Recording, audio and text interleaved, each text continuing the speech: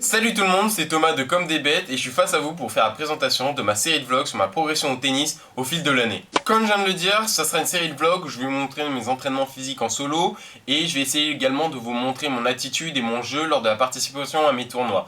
Je vais essayer également de faire filmer mes points lors de mes tournois par l'autre imbécile. J'ai commencé le tennis cette année. J'ai commencé tout simplement le tennis cette année parce que j'en avais marre des sports collectifs. J'ai fait du foot, j'ai fait du hand et le problème était toujours le même. C'est-à-dire que je me donnais à 100% et mon équipe ne me donnait pas à 100%, donc j'en avais marre de perdre des matchs alors que moi j'avais tout donné. Là, avec le tennis, le problème sera résolu. J'aurais pas de problème de il y en a un qui se donne pas à 100% et moi je me donne à 100% et ensuite on perd le match. Donc là vraiment le problème sera résolu. C'est-à-dire qu'au tennis, c'est un sport individuel, donc forcément tu es seul responsable de ce qui va se passer pendant le match. Bien évidemment, il y a, on va dire, un peu les événements extérieurs qui sont pris en compte, c'est-à-dire que il faut être énormément concentré pendant le tennis. Donc si par exemple tu as des gens qui parlent de trop ou des gens qui crient à côté, forcément ça me déconcentrer. J'ai déjà connu cette période-là et c'est très chiant. Bien évidemment, il y aura les performances de l'adversaire qui seront prises en compte. C'est-à-dire, c'est pas parce que je vais donner le meilleur de moi-même que j'aurai un jeu parfait que je vais forcément gagner le match. C'est-à-dire que l'adversaire, s'il est meilleur que moi, il sera meilleur que moi. Cette année, j'ai réussi à me classer 32.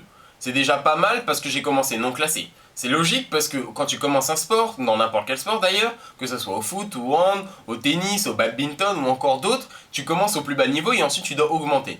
Cette année, mon objectif est de passer en 3ème série. Ça, c'est déjà le premier objectif. Ensuite, le deuxième objectif sera de passer 15-3. Au tennis, la particularité du classement, c'est qu'il faut valider un certain nombre de points pour pouvoir augmenter. C'est-à-dire que lorsque tu passes de 32 à 31, il faut que tu valides un certain nombre de points. C'est pas le même nombre de points que tu devras valider si par exemple tu passes de 4-6 à 3-6. Plus tu augmentes de classement et plus tu as de points à valider. Là, je viens de faire un gros résumé du système de classement au tennis. Il y a encore plein de choses à prendre en compte. Il y a aussi les WO, les forfaits et encore d'autres choses, je passe. En gros, un WO, c'est quand tu t'inscris à un tournoi et que tu n'y vas pas. C'est pas une façon de déclarer forfait, c'est autre chose. Et dans l'année, si tu as 2 WO, tu descends d'un classement.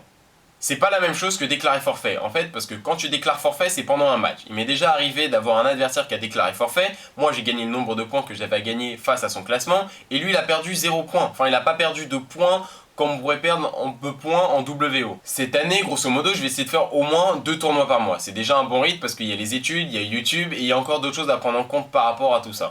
L'année dernière, j'avais fait qu'un tournoi par mois. C'est pas assez pour augmenter d'un classement plus haut.